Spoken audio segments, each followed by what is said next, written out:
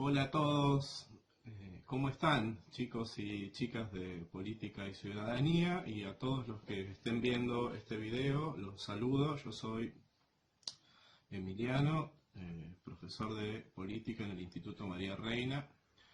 En la clase de hoy vamos a hablar sobre el poder. Vamos a entretenernos durante estas semanas analizando qué es el poder, qué es la autoridad, qué es ese fenómeno que hace que algunas personas obedezcan lo que le dicen otras personas y quiénes son los autores que han estudiado el poder y cuáles son sus ideas al respecto. Nos vamos a preguntar sobre el final, ¿es bueno o malo tener el poder? ¿Se puede usar para el bien o se puede usar para el mal? ¿Y cómo evitar que esas cosas sucedan? Con la intención de que en algún momento nos dediquemos a realizar algunas pequeñas investigaciones, como hicieron en la clase pasada, sobre cómo se usa el poder en nuestro país o en otros países, como estuvieron investigando ustedes al respecto de los organismos internacionales.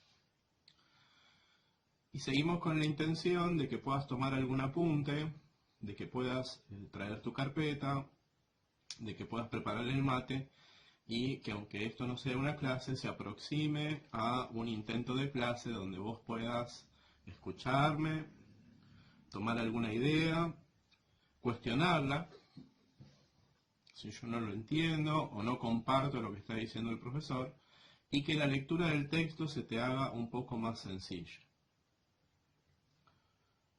¿Qué es el poder? El poder es un fenómeno social. Quiere decir que el poder no está en ningún lado, yo no puedo agarrarlo al poder, sino que aparece cuando una persona actúa junto a otras. Es decir, que cuando un grupo de personas comienzan a actuar en comunidad, puede ser una comunidad pequeña o una comunidad más grande, se genera un efecto de mando y obediencia, que se llama efecto bilateral, donde una de esas personas o algunas de esas personas deciden qué es lo que hay que hacer y se lo dicen a los demás. Eso es el origen del poder en las relaciones sociales. Es una relación, es un efecto donde algunas personas pueden mandar o imponer sus ideas o sus leyes a las demás. Y tiene mucha relación con la autoridad, porque justamente en esta relación de mando y obediencia, la persona que da las órdenes es la que se convierte en la autoridad. Y tiene mucha relación también con la idea de la fuerza, porque efectivamente muchas veces en estas relaciones de poder, la persona que manda tiene mecanismos para hacer que lo que manda se cumpla.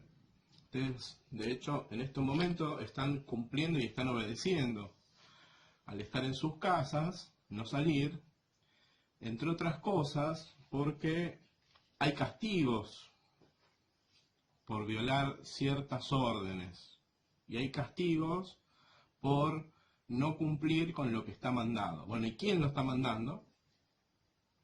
¿Y de dónde sacó ese poder? ¿Quién se lo dio? Bueno, eso es un poco el objetivo de esta unidad. Está muy relacionado el poder con la idea del bien común. Esto es algo que no está en el texto y que yo quisiera que puedas anotarlo en la carpeta. ¿Qué es el bien común? Hoy se menciona mucho, de hecho esta semana en las noticias salió tanto la palabra poder como la palabra bien común ha sido muy utilizada en las autoridades actuales, tanto en los que están gobernando como en la oposición. ¿Pero qué es el bien común? El bien común es el objetivo que tiene la comunidad política. Es decir, cuando un pueblo se da sus leyes, esas leyes se supone que tienen como objetivo conseguir el bien común. El bien común no es un invento, no es una cosa caprichosa, sino que tiene reglas y tiene una definición muy específica para que realmente se pueda considerar que uno está haciendo el bien común. Porque si no, podría darse una relación de violencia donde yo le digo al otro es por tu bien y en realidad no es su bien. ¿sí? Tiene que haber condiciones para cumplir el bien común. Entonces, definamos al bien común como la paz y la seguridad, vamos escuchando y anotando, la paz y la seguridad que pueden alcanzar los miembros de una comunidad en el ejercicio de sus derechos y al mismo tiempo el mayor bienestar material y espiritual posibles mediante la unión, la coordinación y el esfuerzo de todos los miembros de esa comunidad. Esa es una definición de manual interesante, clásica para lo que es el estudio de la política según la doctrina social de la Iglesia, que se aplica a todos los regímenes políticos y de alguna manera a todas las épocas de la historia. Es decir, que cumple con la definición de persona básica y clásica y por lo tanto son las cosas mínimas que se le tiene que pedir a un gobierno para saber si este gobierno es justo o es injusto.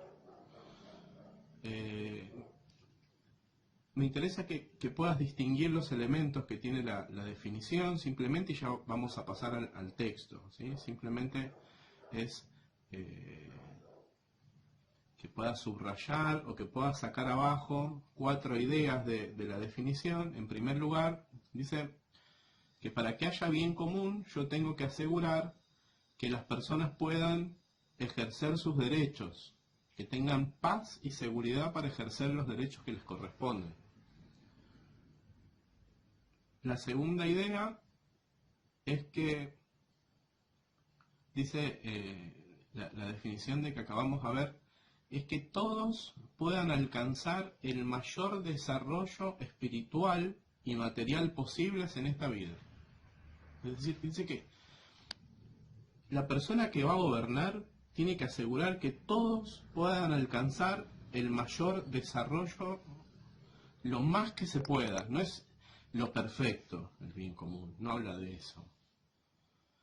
Pero tampoco es que haya gente que pasen los años y siga estando siempre en el mismo nivel. Es un requisito el bien común, que se tiene que cumplir y por lo tanto no puede venir un gobernante, por ejemplo, que participa del gobierno desde hace 10, 15, 20, 30 o 40 años, donde parte de esa comunidad sigue estando en la misma situación, por ejemplo, de pobreza o de ignorancia, nunca cambió y decir que él busca el bien común, porque no lo estaría haciendo, porque justamente el bien común lo que pretende es el mayor desarrollo que esas personas puedan alcanzar, todos, en lo material y en lo espiritual.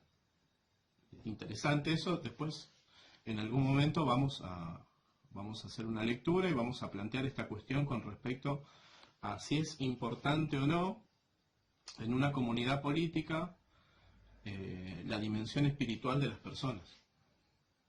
Esto que se habla del laicismo, ¿sí? Del Estado laico. ¿Qué significa que el Estado laico? Que es ultra y extremadamente interesante discutirlo. ¿Qué es el Estado laico? ¿Que no creemos en nada? ¿Que creemos que las leyes son dioses? Bueno, y yo lo creo porque yo soy el gobernante, pero ¿y si mis habitantes no lo creen así? Ahí se produce una ruptura. ¿Cómo se soluciona? Eso lo vamos a hablar. Pero por lo pronto lo que dice es eso, que las personas tienen que poder desarrollar todos sus aspectos, todas sus dimensiones, no solamente lo económico. Y el tercer elemento que quiero que saques de la definición de bien común dice, mediante la coordinación y el esfuerzo de todos sus habitantes. Es decir, que el bien común no se desarrolla solamente con que alguien ordene y los otros cumplan, sino que se desarrolla con la idea de comunidad. Si no estamos todos convencidos de que lo que estamos haciendo está bien y nos ayuda, por lo menos en un porcentaje alto, ya vamos a ver que ese porcentaje en el texto se llama consenso. Es decir, cuando no toda la población, pero una parte de la población se pone de acuerdo, se llama consenso. es el último requisito para cumplir con esta definición. ¿Quedó? Revisalo, si es necesario pausar el video, volver para atrás, pero que puedas tener de esta pequeña charlita qué es el poder, qué es el bien común y cuáles son las características de las que habla la definición de bien común. Y ahora vamos a analizar la lectura que yo te he propuesto en el PDF. Y antes de eso tiro un pequeño dato que si no, no tengo dónde hablarlo. Hace un par de meses salió un artículo en el diario preguntando lo siguiente. Es un tema que alguna vez capaz que lo han hablado. No sé si leyeron cuando ven un libro que dice está prohibida la reproducción total o parcial de este libro. Eso es una ley acá en Argentina. Quiere decir que detrás de ese libro hay un autor, y ese autor cobra dinero por la publicación de ese libro. Por eso no deja que se saque fotocopia, porque si uno saca fotocopia, el autor no está cobrando. Salió un artículo en marzo, después no se volvió a hablar del tema, donde se planteaba esta cuestión. Ahora en cuarentena, ¿se pueden sacar fotos, escanear cosas de libros, mandarlas sin haberle pedido permiso a los autores? ¿Ustedes qué opinan? Es una discusión interesante, pero yo no la voy a solucionar ahora. Simplemente lo quería aclarar porque nosotros hoy vamos a tomar cosas de un libro y yo no le he pedido permiso a los autores. Así que si lo están escuchando, no tengo plata, no me denuncien, pero sé que es un problema y sé que necesita una solución. Después les doy mi opinión al respecto. Vamos a analizar el material de estudio en la computadora.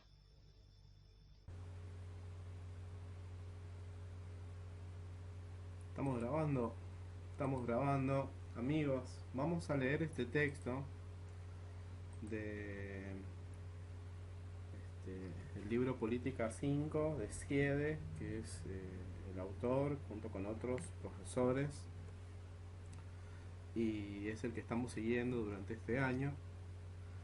Les vuelvo a pedir, estoy muy contento porque trabajaron en procesadores de texto, les vuelvo a pedir lo mismo. Recuerden, no se vuelvan locos, no es obligatorio, tampoco lo tienen que imprimir, pero si lo pueden trabajar, para mí es mucho más fácil tanto leerlo como hacerles la devolución. Sigan trabajando como en la investigación anterior. Van a recibir este PDF, está incompleto todavía, pero bueno, la idea entonces es estudiar el concepto de poder en las relaciones políticas y en las relaciones sociales en general. Estudiaremos autores y ejercitaremos la toma de apuntes por medio de un video. Este texto tiene algunas mínimas dificultades, pero en general, viendo el video, van a poder sacarlo adelante.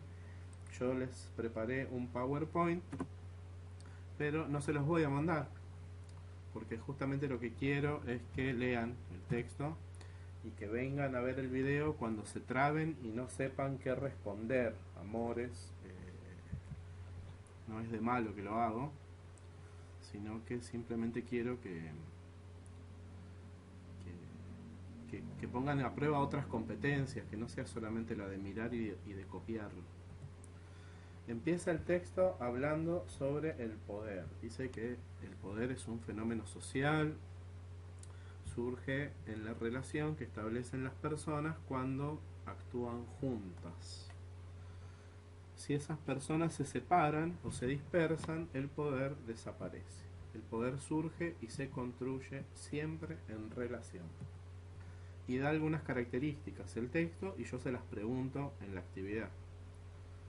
Dice, la primera característica es la capacidad de dar una orden y que otro la obedezca.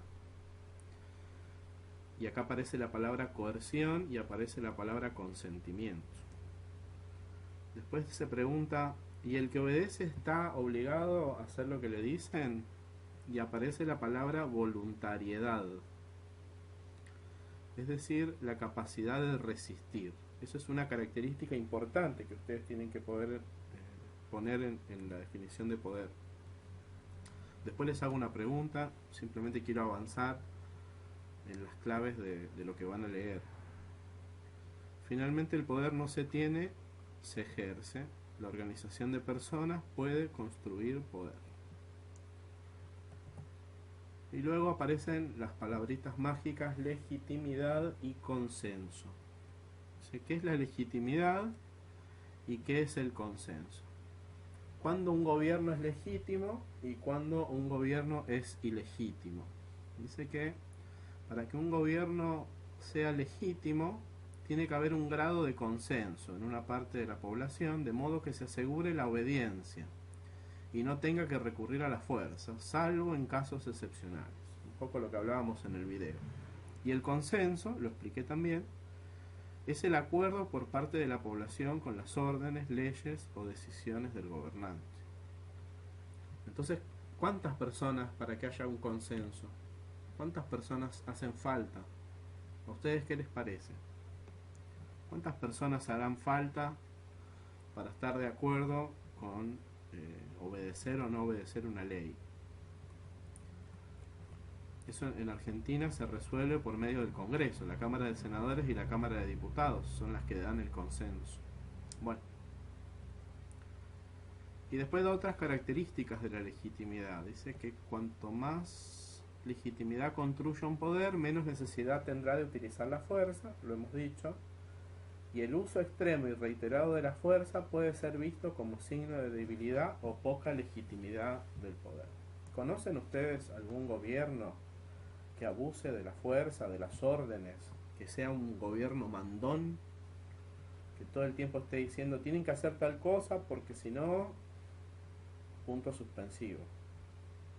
Y ya vamos a ver que Foucault, el autor que vamos a estudiar, dice que el poder también se da en otras agrupaciones, colegios, familias, clubes, dice, y ahí también se genera este efecto, es decir, que si el uso extremo y reiterado de la fuerza puede ser signo de debilidad. Y dejo picando la pelota para que ustedes hagan un análisis. Y el texto avanza un poquito más. Acá, miren. En la página 2 habla sobre la legitimidad. Y analiza, dice aquí,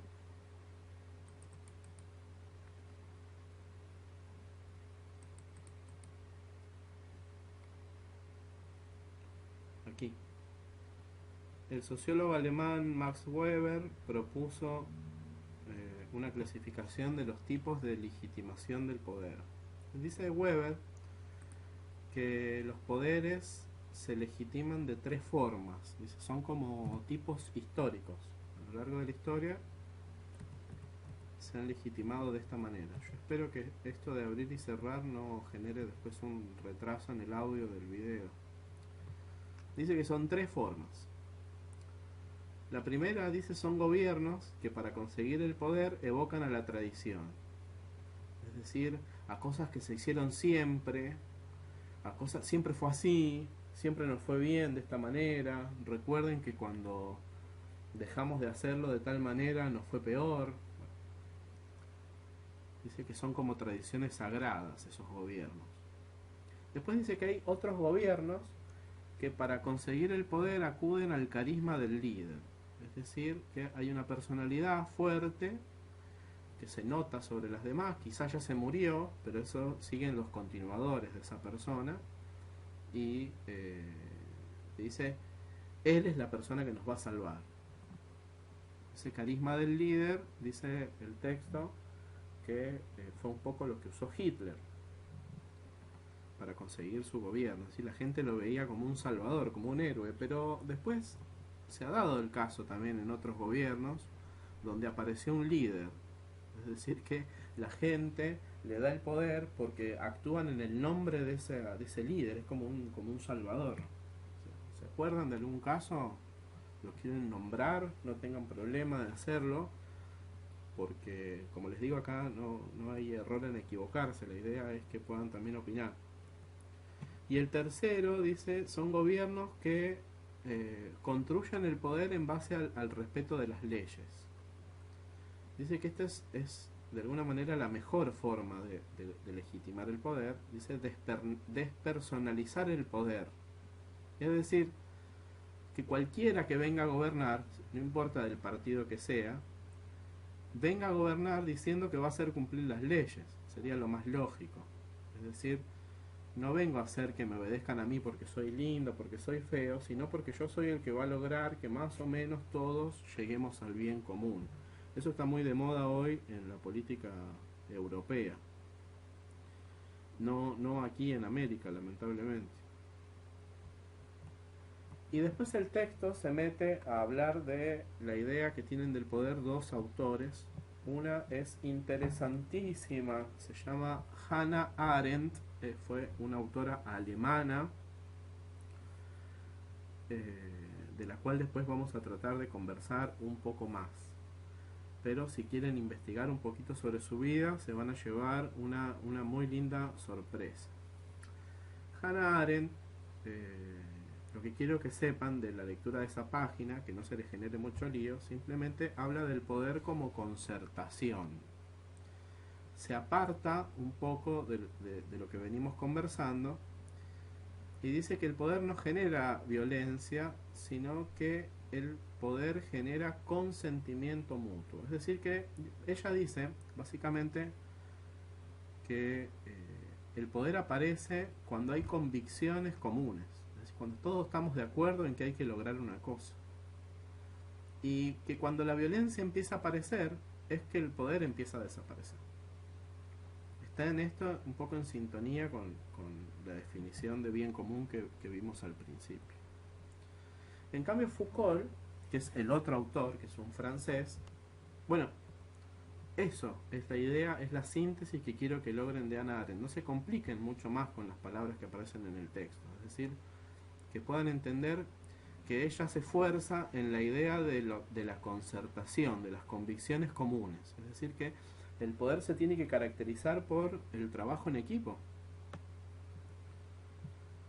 En cambio Foucault, Michel Foucault, fue un autor, un filósofo francés, también está ultra de moda.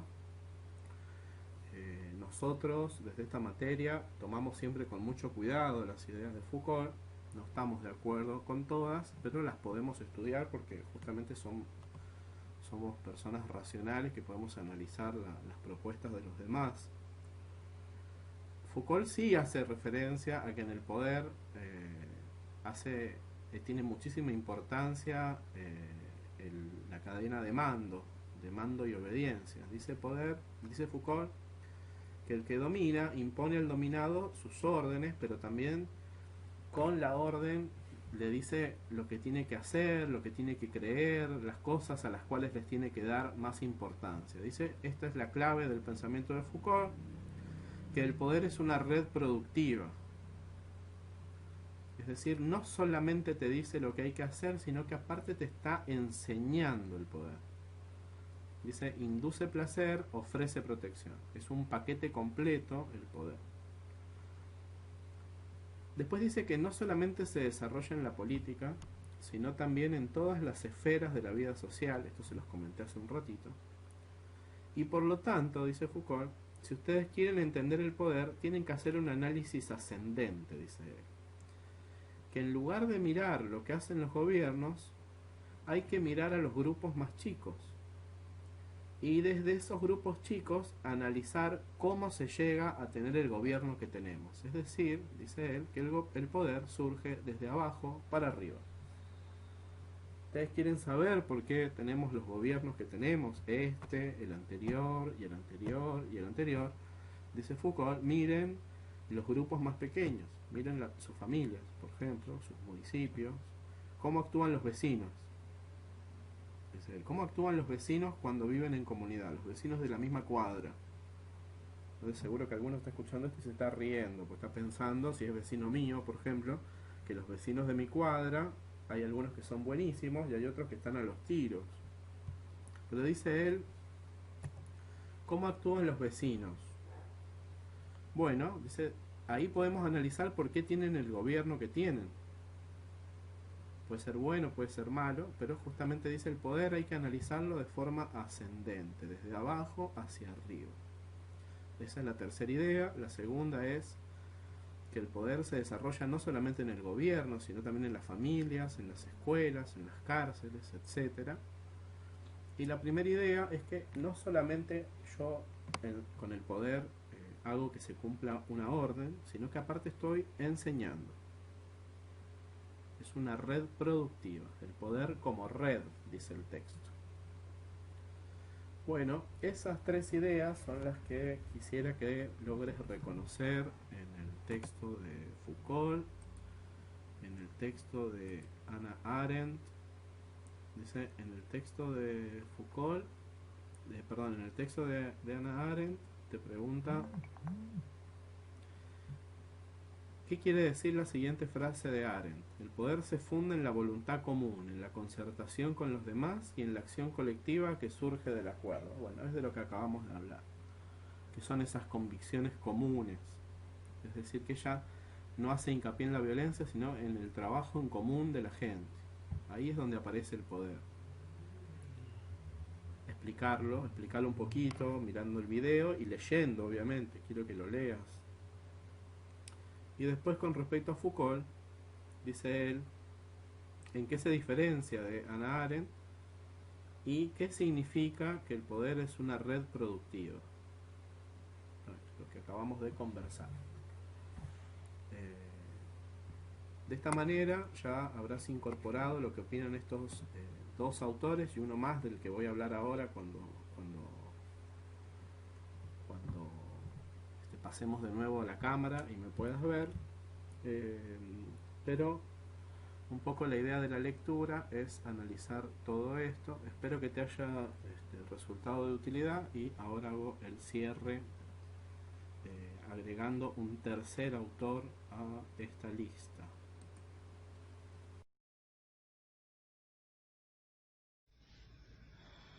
Llegados al final, quiero agregar un nuevo autor, que es un argentino, un autor argentino que ya murió, se llamaba Rubén Calderón Bouchet. Rubén Calderón Bouchet se escribe.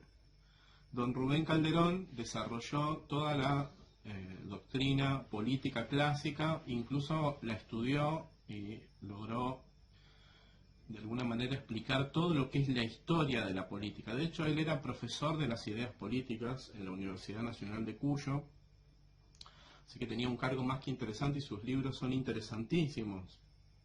Tal vez con tu edad puedas empezar a leerlos, no vas a entender todo, pero son libros exquisitos para entender lo que es la historia de la política mundial. No son fáciles de conseguir, pero son interesantes. Sobre don Rubén Calderón, yo simplemente quiero rescatar dos ideas. Don Rubén Calderón se pregunta, ¿es lo mismo autoridad que autoritarismo? ¿Y esto por qué? Porque hoy está metida la idea en la cabeza de que toda autoridad es mala, de que toda autoridad está relacionada con la represión, con cortar tu libertad, con no dejarte hacer lo que te gusta. Bueno, un poco estudiar este autor, y esto quisiera que tomes alguna nota, es sacarse esa imagen negativa que uno tiene de la autoridad y ponerla en su lugar. La idea entonces de la política que explica Rubén Calderón es la siguiente: la autoridad no es una cosa mala, la autoridad está puesta para nuestro bien, justamente para conducirnos al bien común, que es lo que hablábamos en la primera parte de esta clase.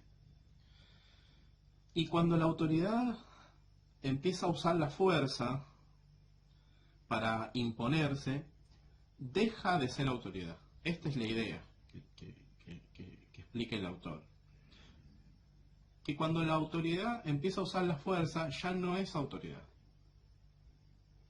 Porque la autoridad es una cosa buena, que no necesita del abuso de la fuerza para imponerse. A eso, al abuso de la fuerza para imponerse, se le llama autoritarismo y no es lo mismo. Entonces, ¿qué es el autoritarismo? Bueno, justamente el autoritarismo es eso, abuso de poder por falta de autoridad. Ahí está la definición. No es autoridad, es una desviación de la autoridad. Entonces, cuando algún político abusa del término y dice y mezcla y confunde autoridad con autoritarismo, en realidad lo que hay que hacer es corregirlo y decir, no, justamente eso no es autoridad, porque la autoridad es una cosa buena. Es una cosa buena que no necesita de los excesos para imponerse. ¿Ven? Acá en la Argentina es muy común, por ejemplo, asociar la autoridad con lo que pasó en la dictadura militar. Y justamente es todo lo contrario. Lo que pasó en la dictadura militar es lo que dice don Rubén Calderón. Abuso de poder por falta de autoridad. Cuando yo no tengo autoridad, me agarro de un palo, de un revólver, de mis hombres que me van a defender, y con eso me impongo para que hagan lo que yo les estoy mandando. Eso es lo contrario de la autoridad. Interesante la aclaración, viene de la filosofía clásica, no lo habla ni Hannah Arendt ni Foucault, como hemos estado conversando en el texto, y lo quería aclarar como un aporte, aparte de un profesor argentino, puede venir bien. Es decir, conjugamos esto, habíamos hablado de un autor francés, de una autora alemana, y ahora un autor argentino, pero que toma las ideas de la filosofía clásica de Aristóteles y de Santo Tomás. La autoridad es una cosa buena, el autoritarismo no tiene nada que ver con la autoridad usa el bien común, el poder a favor del bien común, y el autoritarismo abusa del poder porque justamente no tiene autoridad. Hemos llegado al final y bueno, si has escuchado esto hasta aquí, saludarte, enviarte un abrazo gigante a la distancia, decirte que espero con todo el entusiasmo tus comentarios y que pronto, bueno, nos vamos a volver a ver, pero mientras tanto esta es la herramienta que vamos a usar. Saludar a mi ahijado Juan Agustín, que siempre me apoya, y también a mi ahijado Jeremías, que del otro lado de la cordillera, espero que esté también haciendo y dando su mejor esfuerzo, como yo sé que es así. Beso y bueno, estamos en comunicación.